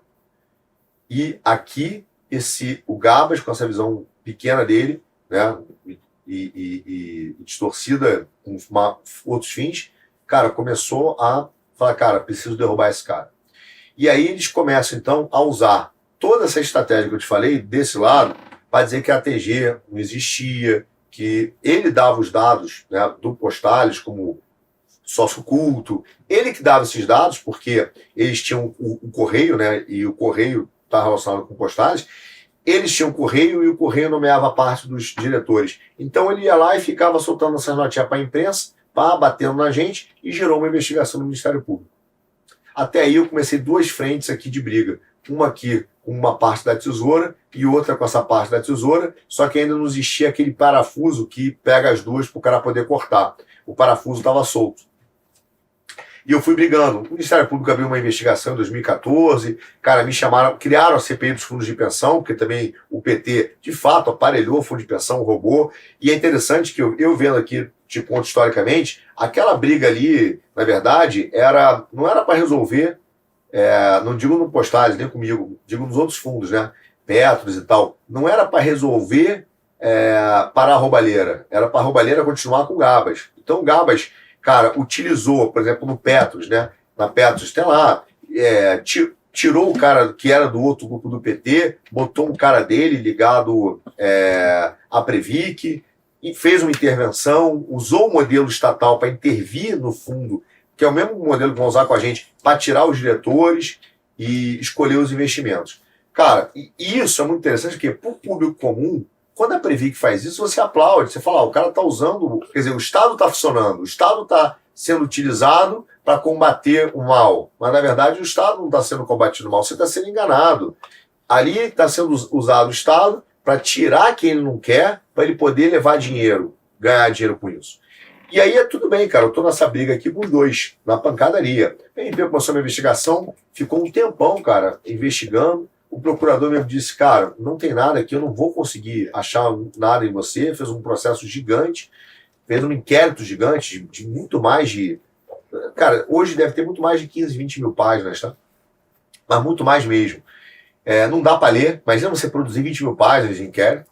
E ele falou, não consigo. Esse cara foi retirado do processo e mandado pro Japão. Mandaram o cara pro Japão, cara. Depois tiraram o processo dele, redistribuíram, tiraram o cara.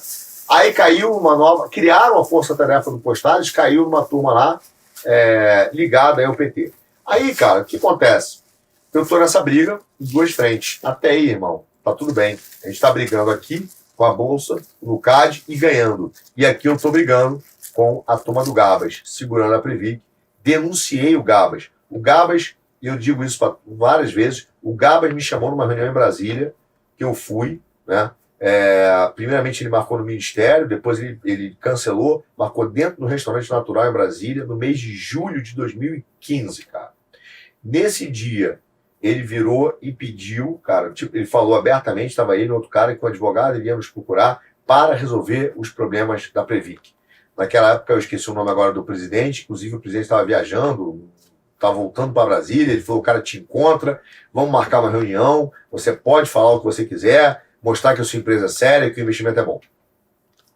E ele pediu, cara, cerca de 15 milhões de reais para a gente, cara, para a Bolsa de Nova York e para a gente, para acabar com a investigação da Previc.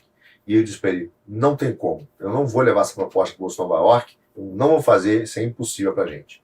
E a partir de então, cara, a Previc começou a perseguir a gente implacavelmente no Ministério Público. Cara, foi uma perseguição brutal. E a gente ficou segurando. O que aconteceu? Dilma cai. Eu comemorei enormemente a queda da Dilma. A Dilma caiu. A gente falou, porra, beleza. Esses caras vão embora. E agora vai ter um governo mais sério. Aí entra o Temer. O que o Temer faz? Chama o Meirelles. Quem é o cara que é o secretário executivo da Fazenda escolhido pelo Meirelles? Eduardo Guardia.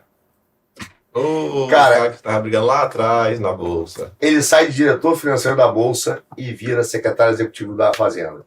Sabe quem que o executivo... Aí ele faz a reforma. Sabe o que o executivo toca? Previc, CVM e está no Conselho Monetário Nacional, que é um conselho acima do Banco Central. Cara, no Conselho Monetário Nacional ele pega um cara chamado Sérgio Taniguchi, que ligado ao PT, foi da Previc, leva esse cara para o Conselho Monetário Nacional. Acabou, porque o parafuso da tesoura está montado, né? Eu chamei isso do meu pacto nazi-soviético. Eu enfrentei o pacto nazi-soviético, a junção da Rússia, o acordo entre Rússia e Alemanha, né? Naquela época para a União Soviética para enfrentar. E aí os caras aceleram o Ministério Público, a Bolsa usa o seu poder, os petistas que estavam dentro da Previc continuam na Previc, o Temer não tira esses caras até hoje, nem o Bolsonaro conseguiu, né? Tem uns caras lá que estão lá, tirou recentemente, acho que o Sérgio Taniguchi, outro cara lá, mas o resto está agarrado, são auditores da Receita Federal que não saem de jeito nenhum, cara. E esses caras, então, o Meirelles assume e começam implacavelmente a perseguir a gente, abrindo N investigações da Polícia Federal, N investigações do Ministério Público, todos sobre o mesmo assunto. E aí, cara, o Meirelles sai para concorrer à presidência da República no dia 6 de abril de 2018, e eu digo para minha mulher, falei, cara, esses caras vão mandar prender a gente. Ela falou, você tá louco, cara. Não vão. Você não fez nada de errado. Você tá nessa batalha com os caras há anos. Dia 12 de abril, o guarda assume dia, sei lá, 6 ou 7 o Ministério da Fazenda, atual Ministério da Economia, e dia 12 os caras soltam uma operação gigante, que tem 3 operações no mesmo dia, sobre o mesmo assunto, e eles conseguem uma restrição, né, uma medida cautelar de prisão preventiva. Em 60 dias, eu saí, mas 30 dias depois, o TRF1 lá no Rio, fala que essa operação não tem nada, foi a única derrota do Bretas, tá? Não foi, todo mundo fala, pô, o Supremo, não foi, foi no TRF1 Rio de Janeiro, foi a única derrota do Bretas na história, 3-0, tá? Nosso HC, votado pelo relator, que foi o Abel, que era um cara super lavajatista, né? E ele fala, não existe nenhuma relação com a Lava Jato. O Arthur não tem nenhuma relação com a Lava Jato. Esse processo nunca poderia ter estado lá, com Bretas. Ele tira do Bretas. Mas aí a pecha já foi, né? Já foi. O que acontece hoje é o antidemocrata. Você virou antidemocrata, o golpista, os termos que usa hoje. Isso aí. Aí, cara, ele sai, ganhamos de 3-0, distribuiu para um outro juiz no Rio de Janeiro. Um mês depois, um recurso nosso no STJ, eu ganhei de 7-1, foi o meu 7-1 Brasil-Alemanha, né? Mas foi 7-1. Também disse, cara, isso aqui não é nem para estar no Rio. Olha o nível da loucura. Você é preso por um processo que nunca deveria ter tido lá com aquele juiz e nunca deveria ter estado no Rio. Aí ele vai para Brasília. Começa em Brasília. Tá? Começa distribuído, Parará. E agora, recentemente, a gente nunca começou assim, a gente também teve pandemia, enfim, teve os procedimentos jurídicos no meio do caminho, mas nem começou o processo. Não teve nem a primeira, a que a gente chama audiência, para ouvir as testemunhas de acusação. Aí a gente entrou com recurso e falou, cara, não existe nem prova nem crime aqui, cara. E aí uma desembargadora de Brasília deu liminarmente no TRF1 e disse sim, cara, a gente não está encontrando nem indício de crime, nem indício de prova. Então ela falou, não existe material comprobatório e não existe tipicidade da conduta. A conduta é atípica, ou seja, não tem crime. E aí suspendeu o processo liminarmente. Só que o que o Ministério Público faz? Ele faz uma coisa hoje, Kim, que é uma estratégia de litígio jurídico. Né? Ele, por exemplo, ele vai criando inúmeras denúncias com inúmeras páginas. Uma denúncia tem 1000 páginas, daqui a pouco ele cria outra com mais 1000 páginas, outra com 300, inquéritos com, cara, 90.000 páginas. Não dá para ler. Né? Se você vê o tamanho do sofrimento que é, eu convido ao nosso ouvinte a ir numa livraria hoje e comprar qualquer livro de 1000 páginas e ver se ele consegue parar para ler e prestar atenção no livro realmente. Compra o Guerra e Paz, né, da vida e tenta ler inteiro. Cara, não dá, é cansativo, é difícil. Agora imagina que cada linha, para você está lutando pela sua vida, pela sua dignidade, tá? Pela sua liberdade, cara, e principalmente para a história que você vai olhar no olho do teu filho e contar. Tá? Cada linha é importante. E o cara mente, distorce, e uma narrativa que foi montada lá atrás e contada de trás para frente, de 1000 páginas. É uma batalha impossível para uma batalha. E o cara faz isso em 5, 6, 7, 8, 9, 10 vezes. E essa batalha, a gente está falando aqui, a gente está falando do mercado financeiro, mas isso dá para ser aberto para diversos outros mercados. Esse assunto, você vê que, você pega o agronegócio, eu até comentei recentemente em vídeo, a Europa, ela também está emplacando esse esquema aí de diligência, né, prévia, a due diligence.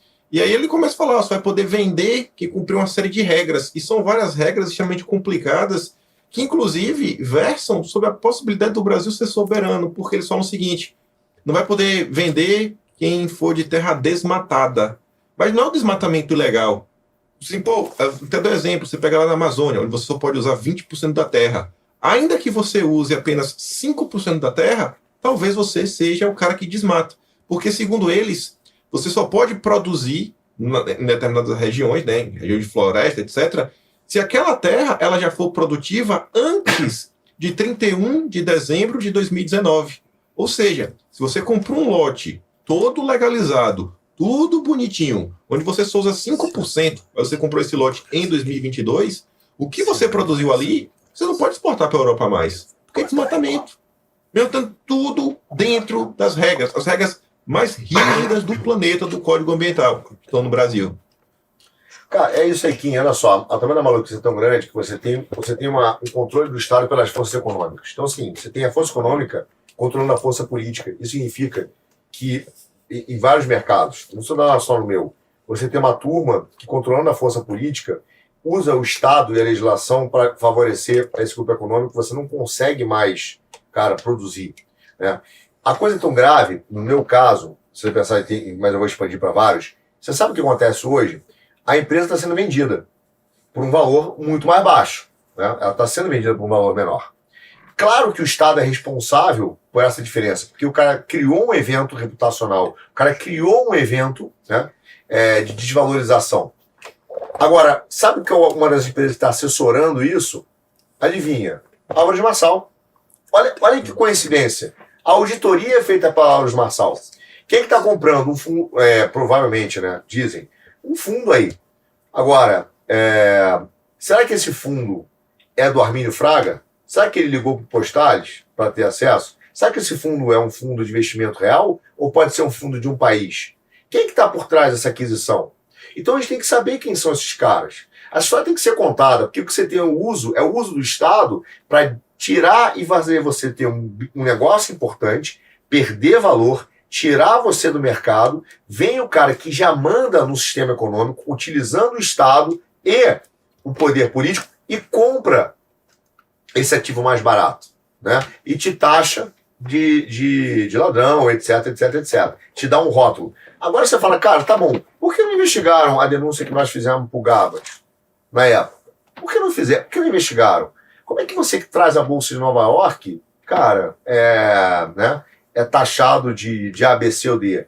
Quer dizer, se o negócio era ruim, por que tem um cara, por que ele resistiu tanto tempo? Por que ele está sendo comprado? Né? Então você tem uma série de problemas que você vê que o Estado foi utilizado para selecionar quem vai poder fazer o quê. E esse é o excesso do meu problema. Quando eu conto isso e falo isso para vocês e tal, falei isso para a gente, aceito conversar sobre isso, cara, eu não estou meio preocupado, eu não quero ser petulante, que a gente, cara, que o ouvinte, o nosso telespectador, né, aí que tá vendo a história, realmente fala assim, cara, eu vou julgar o Arthur. Eu tô tranquilo, cara, eu durmo muito em paz com isso. Eu olho muito pro meu filho, eu acredito em Deus. Deus foi fundamental para mim nesse processo, para me reerguer e sentir o que a gente sofreu. Você não tem ideia do sofrimento que é, entendeu? Você não tem ideia de que a tua filha receber, se acordar algumas vezes de manhã com uma pistola na cara, uma menina de 8 anos, entende? Porque você é tratado como o maior traficante do Brasil, enquanto o André do Rap tá solto, né? Então você, de fato, cara, sofre muito, é um processo muito traumático. Se não fosse Deus na história, como já aconteceu, teve gente que se suicidou, tem gente que desistiu, teve gente que, cara, resolveu sair do país. Então, é muito penoso. Porque, assim, hoje, o cara pode dizer, Arthur, você ganhou o processo? Não, ele está suspenso. O Ministério Público ainda está aí? Cara, as pessoas que nos perseguem ainda estão aí. Eu não tenho a menor certeza se amanhã o cara não vai inventar um evento para mandar me prender de novo. É o medo da minha mulher. Entendeu? Não é assim, pô, a história acabou, você ganhou. Não, não. A história não acabou. A história vai acabar em algum momento. Mas eles continuam a perseguição. Eles continuam dentro do Estado brasileiro, utilizando, cara, a confiança que nós depositamos e abrimos mão, né, em termos de poder, para que ele possa exercer um poder que deveria ser usado para o bem comum, para representar e defender interesses econômicos monopolistas. Então é isso que a gente tem que alertar. Não é o Arthur é vítima ou não é vítima. Cara, fica tranquilo. Eu fui vítima e eu sei disso de monopólios econômicos que, cara, utilizaram o Estado para manter o seu poder. Tudo bem.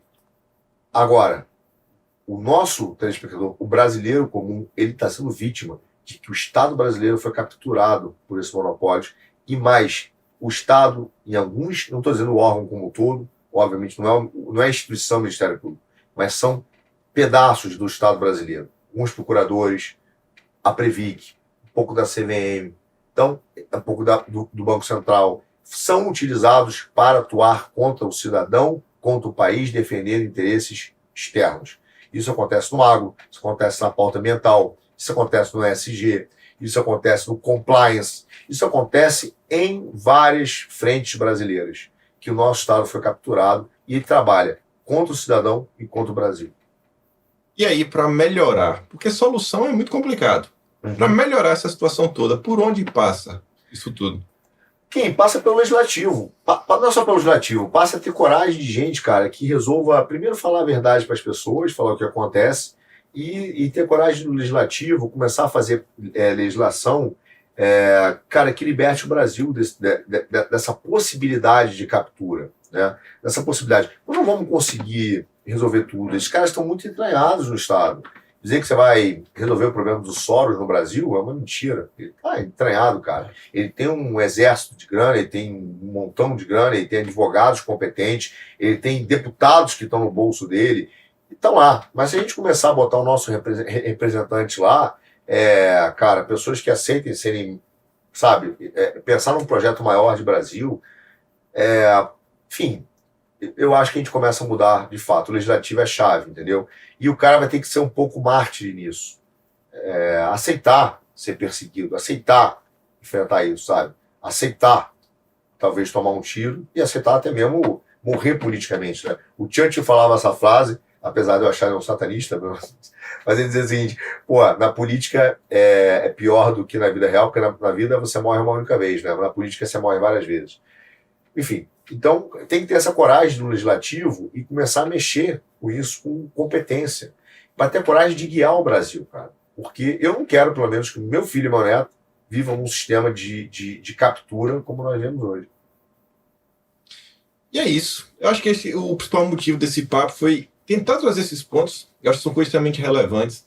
Eu acho que muitas vezes a gente aqui na direita, às vezes, fica em algumas referências circular, sempre batendo na mesma tecla, como se fosse o único problema, né? Na verdade, assim, não, tirou 2 pessoas aqui no judiciário, tá tudo resolvido. Na direita que tem essa tese, jura assim de pé junto que esse é o grande problema que nós temos, sendo que a gente tem várias outras questões importantíssimas. Eu acho que esse exemplo aí que a gente acabou de falar, como a gente fala aqui no final, se aplica a diversas áreas, que é basicamente essa captação do Brasil, né, vilipendiando a soberania através aí de burocratas, de leis, de regulamentações, né, vamos fazer compliance para tudo que é lado, e a gente está nessa daí, e é um problema que está crescendo, até porque conforme a tecnologia vai aumentando, essas pessoas vão tendo mais poder, né, de poder, sei lá, verificar, monitorar coisa, é isso, aquilo, outro.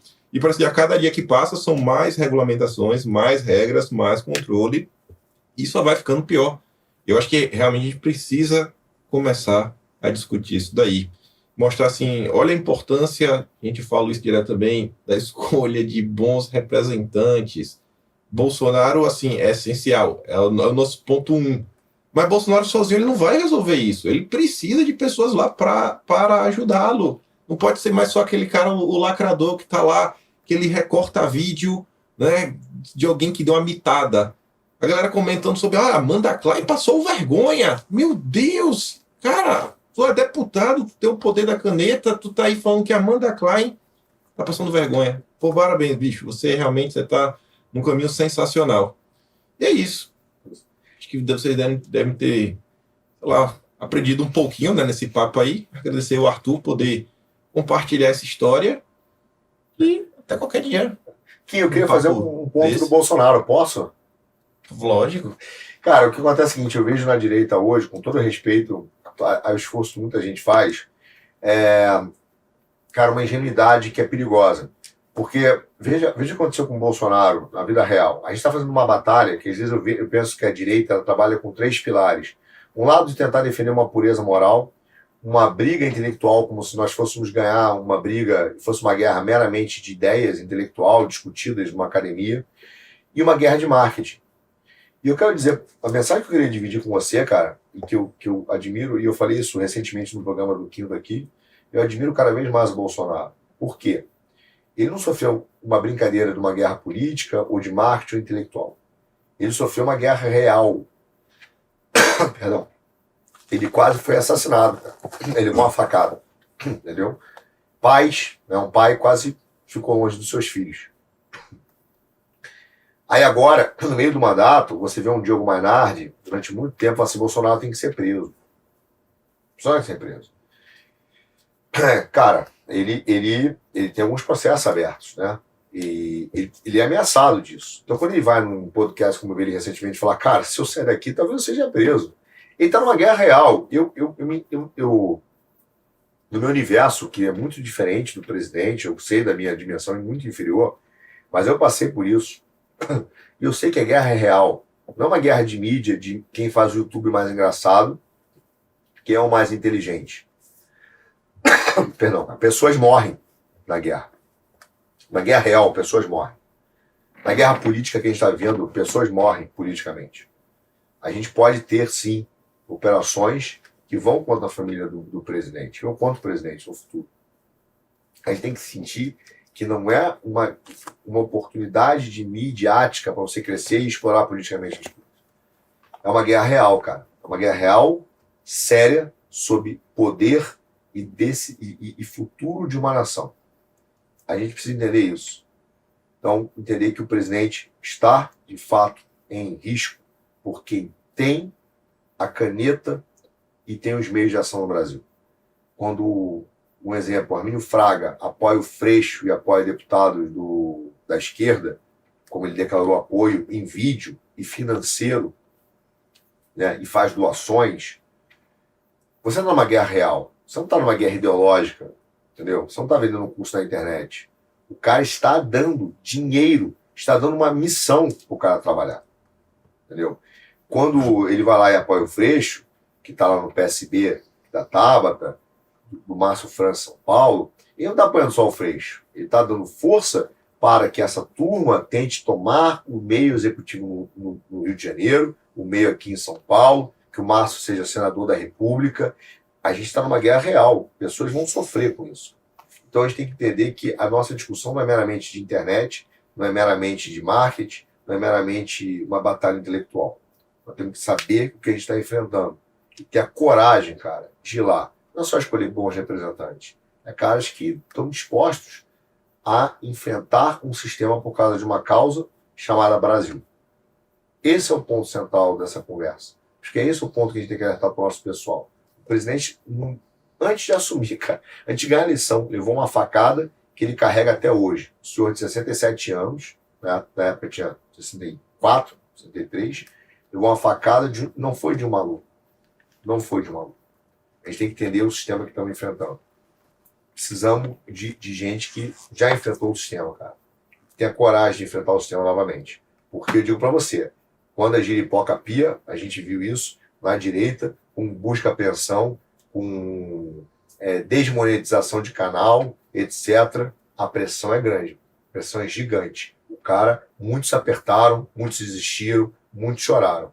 Pouquíssimos voltaram para dizer, beleza, cara, eu sofri, mas eu tô aqui pelo meu país, eu vou em frente. E é isso, gente. Tá aí a mensagem final. Obrigado a todos vocês e nos vemos na próxima. Valeu, Arthur. Tamo junto. E até a próxima semana, nosso próximo Notícia de Quinta.